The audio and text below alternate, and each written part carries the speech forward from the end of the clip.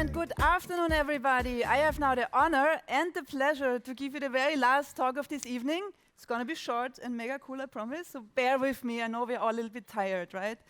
But let's get into it. So, wrong slide. Let's go back one step. So, almost every single person on this world is affected by money in one way or the other. And at George, we use design strategically as a tool to really enable people to make the most out of their money. So who is George? George is a digital banking platform for web and app. We have over 8.5 million users, and we are live in 6 countries. But much more interesting than the hard facts is actually exactly the users. And working for retail banking, they are extremely diverse. So we have people who are young and old, we have rich and poor, we have locals and expats, we have digital natives, and we have people who until recently did all of their daily banking still at the branch, right? So it only makes sense that we at George also make sure that all our digital products are as accessible and as inclusive as possible to be really of value for all of these people. And today I want to show you how we did it and some tips and tricks that we learned along the way. But now I should introduce myself first. So once again, my name is Stefanie. I'm the head of UI UX for Erste Group. I'm also leading the George design team since 8 years. And I'm overseeing all of the customer-facing interfaces in our 6 countries, so the marketing websites, the ATMs, the advisor tablets, and many more. And I really hate long introductions, so let's continue. So working at a bank, we have a huge responsibility towards society. People really trust us with their money, and that is not a small accomplishment. So every little thing we do in the interface has an impact. And everything we don't do also has an impact. So if we don't, on purpose, include people, there is a chance that we by accident exclude people. And if people cannot use your service, they can never become your customers because they cannot use what you're offering. So if I'm telling you now, there's a group of people who have to go to the branch to do all of their daily banking because they cannot access the service that you are delivering, that you are the one who is actually making them miss out on digital opportunities, what would your reaction be? Would you accept that? Or would you do everything in your power to change that? And of course you would. Every single one of us would do that immediately in a heartbeat. And the excellent news for all of us is we as designers can have a very strong impact here. So let's have a look, who are we actually talking about? And I like this a lot. It's called the persona spectrum. It's made by Microsoft Word, and it makes it much more tangible for us. So talking about disability, a disability can be permanent, situational, or temporary. So an example for a permanent injury would be, for example, the loss of an arm. This would already make everyday interaction extremely difficult. So improving the app for such a person would mean we would make sure everything can be reached by the thumb, that the main actions are there. We would ensure the interface, the app or the interface can be used single-handedly. By doing that, we also improve the experience of somebody with a temporary disability. So for example, if you have a broken arm and it's cast in a sling or something like this, then you also have the better usability immediately. And by doing this, we also improve the experience for somebody who has a situational disability, like parents who are carrying the baby, right? So yes, disabled users, they will gain the most out of every single thing you do. But every single one of your other customers will also have the benefit. And I promise you, each and every one of you is using accessibility features every day. And we're doing this on our laptops and we're doing this on our tablets. Let me have a look at which ones. So for example, autocomplete, increased font size, changing the contrast, even using subtitles on Netflix was initially this accessibility feature, right? Dictation and many, many more. So what we are seeing, accessibility is already becoming mainstream. So I really want to stress here, when we're talking about accessibility, it is not about some unknown user. We are doing this for our friends, our family, ourselves, and maybe even our future selves. So the accessibility is not an edge case. It's really a core functionality. And it's not a special need, it is just a need. But let me show you where we came from. So this was George in 2015. So the whole George web and app experience was really built in 1 year, and then it was the very first launch in Austria. And back then, this was a really innovative, state-of-the-art interface, and it had a big impact on the market. I mean, here it looks a little bit too light because of the contrast. But I will show you, as we got older, we got bolder. So this was the very first iteration we had. And what we did here, we made sure to really get all of the basics right. So we got the color contrast right, the font sizes, the spacings. We added consistency to all of the layout. We added proper focus states. We made sure everything is accessible with the keyboard, for example. And we also reviewed, is all of the information even placed in a logical order or not? And yeah, this is where we are now. Again, the contrast is not ideal. This doesn't look exactly like this.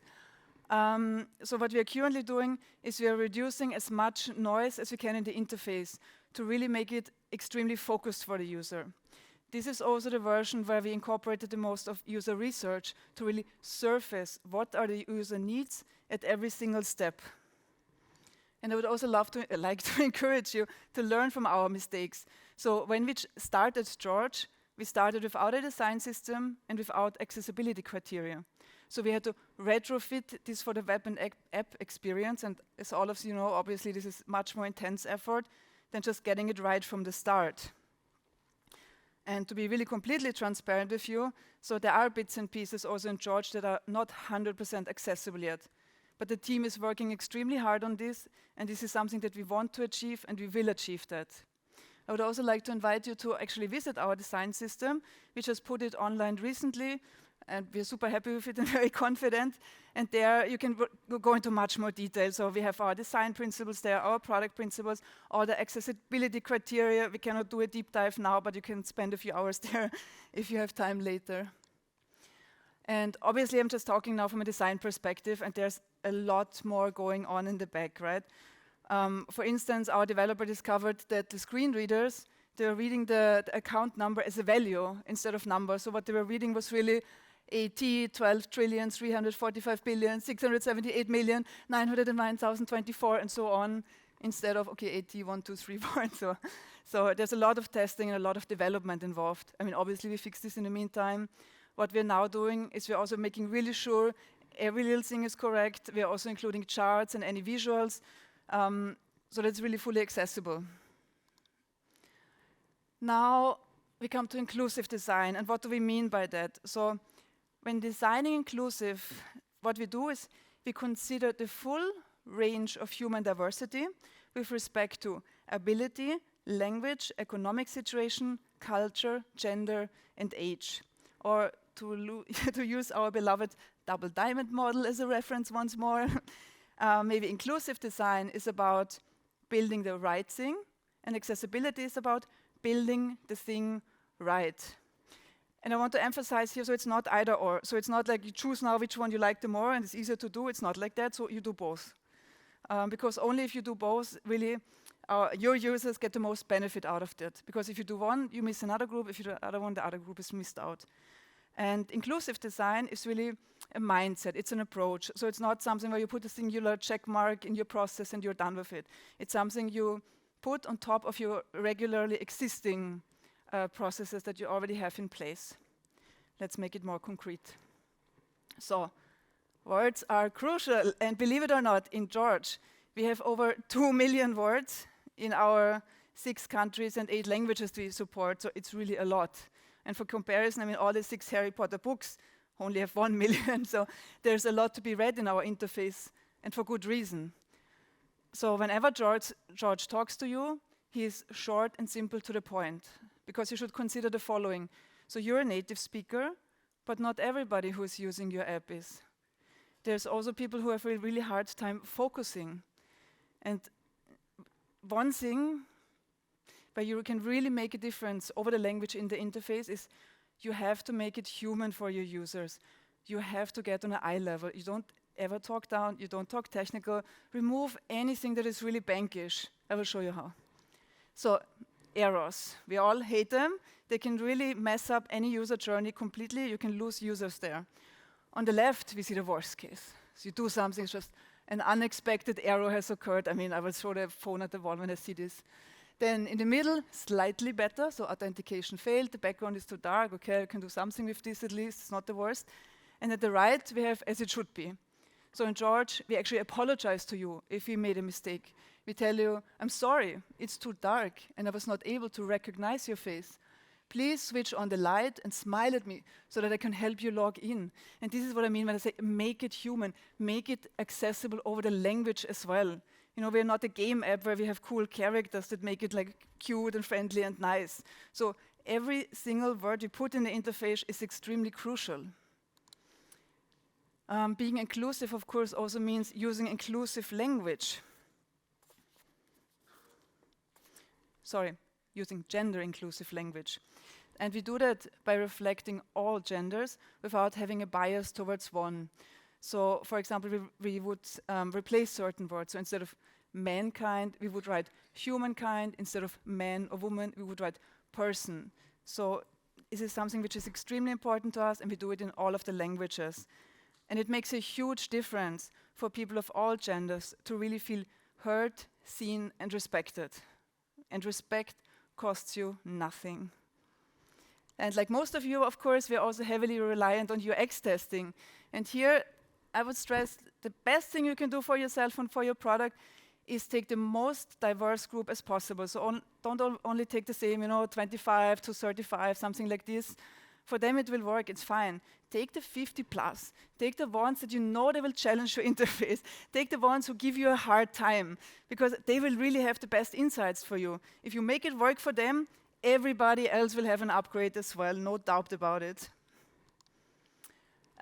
Being inclusive is also showing support in a time of crisis. So, for example, this year when Russia invaded Ukraine, so the first thing we did, we launched really quickly a charity function, and we were able to raise 12 million euro with that. But obviously that's not enough. These people are fleeing. They have to rebuild their life from scratch. So as fast as we could, we translated George to Ukrainian, and as of this August, George does speak Ukrainian. That's the least we could do. Now I want to show you a little bit more detailed example. So, in order to really support, guide, and help our users much better, we built a new financial health feature in George. And this is the super happy part. The intention is that in George, the user can assess their financial life. And based on that, George gives them really smart recommendations how they can improve it. And so on the left, you would have the onboarding. In the middle is the dashboard, where you then would see various states. Where are you at in your financial life? And on the right, we have the liquidity. What we found out, this is not enough. We need some onboarding. Only if the people really understand how are we coming to these values, how are these numbers being created, how are they reflecting to your own finances, only then are they accepting this. And we've learned this really step by step, and I will show you. So, for example, one of the onboarding steps is we show you your regular monthly costs. And again, we are mass market, so we really have people who have no idea what they're spending, like this is completely new to them. And we have people who have Excel sheets down to the cents what they're spending. And it's really our job now to support both of these groups and everybody in between. And that's why we have to pack it in bite-sized information. So what the user can do is here now check the cost breakdown. And based on user feedback and data and tracking, this was like hugely requested. So we added level 2. It's also our job to make it visual and friendly whenever we can. So take the abstraction out of money whenever it's possible. So here, this was already a great improvement. It adds more clarity. So, this 2,200 euro, this is how this number is compromised, and so on. I'm learning something great. But it was not enough. So again, based on the user feedback, it is not enough.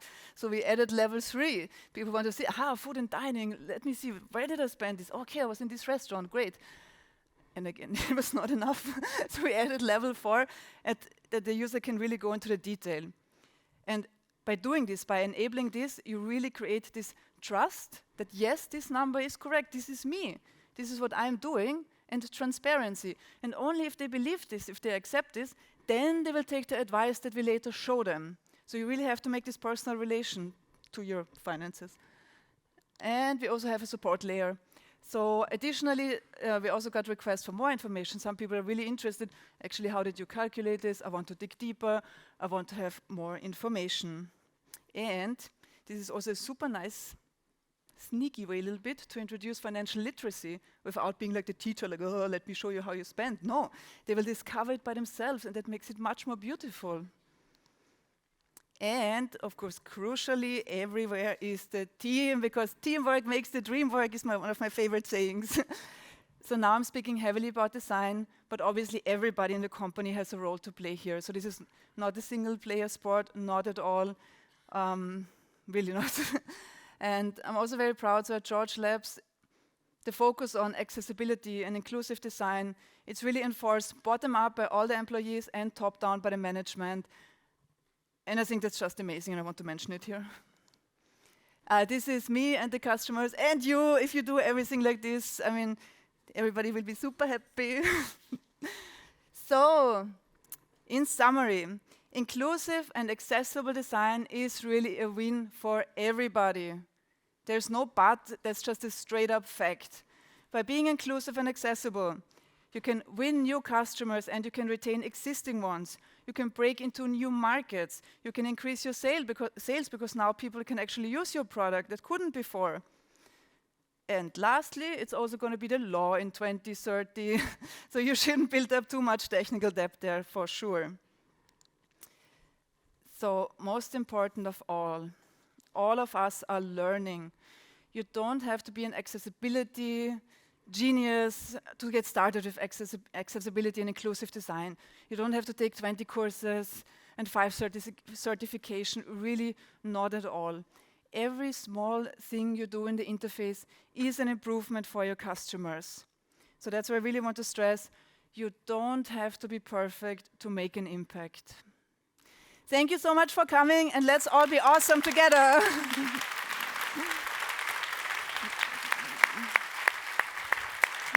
Yeah.